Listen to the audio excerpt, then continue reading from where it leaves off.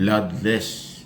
Yan po ang idiniin ni Pangulong Marcos sa kampanya sa lahat ng mga iligal, laban sa lahat ng iligal, drugs man ito o anuman, basta sa pagpapatupad ng batas, iniiwasan nga po ang maras or magkaroon ng tinatawag na paglabag sa karapatang pantao.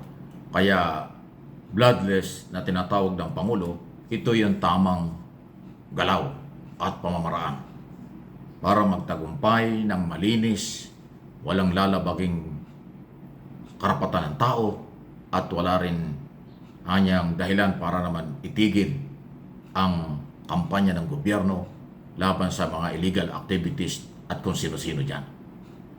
Ito po ang sinabi ng Pangulo na mahalaga na bigyan ng proteksyon ang karapatang pantao. Sinabi ito ng Pangulo nung kanyang masaksihan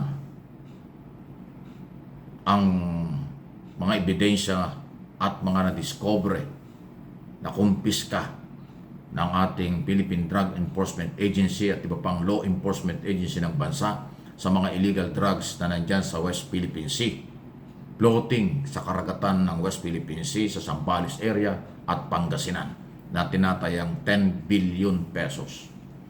Sabi ng ating Pangulo, nagtagumpay ang mga kinaukulan pero dapat tuloy-tuloy ito ng pagkumpiska, pagkaka-recover ng mga illegal na kargamento ng bloodless, walang karahasan.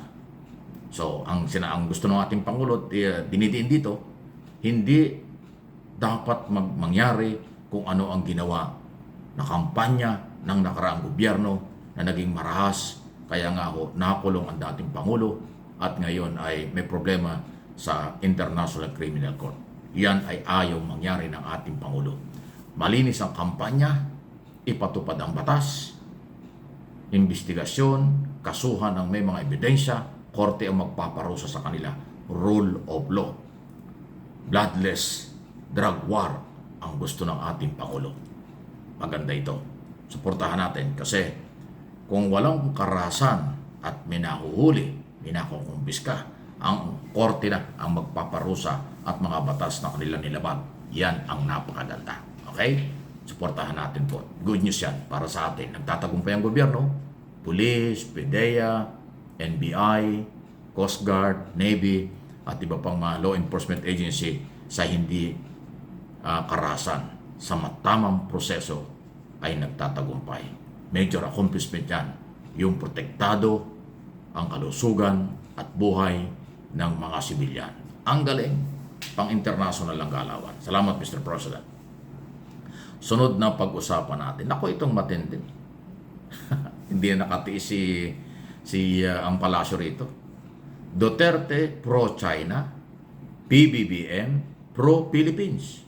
Yan ang sinabi ngayon ni Yosek Claire Castro, abogado, Undersecretary ng Presidential Communication Office, Malacanang Press Officer, sa regular briefing sa Palasyo ng Malacanang. Okay?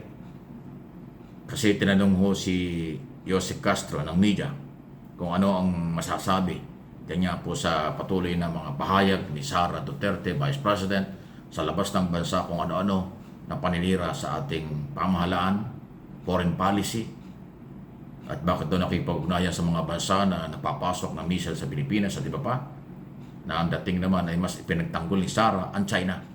Kaya ngayon, at yan naman hindi ho talaga maitago, although yan ho yung sinabi, parang first time na sinabi ito ni Yosek Castro ng Malacanang na Duterte pro-China, President Bongbong Marcos pro-Philippines.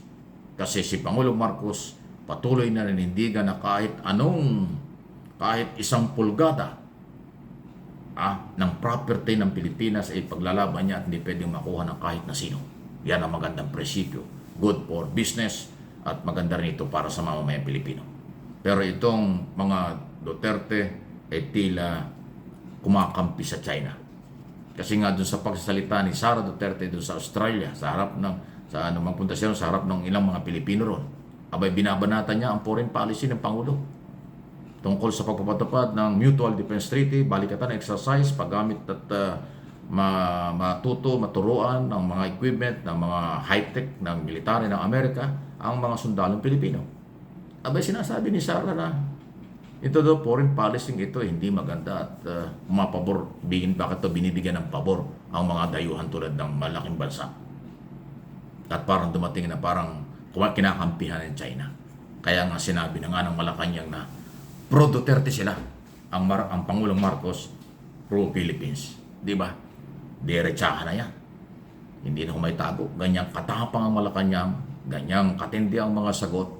Dati walang ganyan, ngayon po ay talagang license to protect sa mga balita ang Palasyo ng Malacanang sa katauhan ni Joseph Undersecretary nga po, Attorney Claire Castro.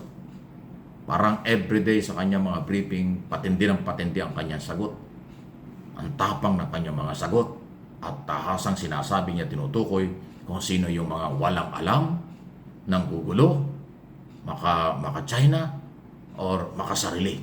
Yan po ang kanyang linya ng mga paliwanag.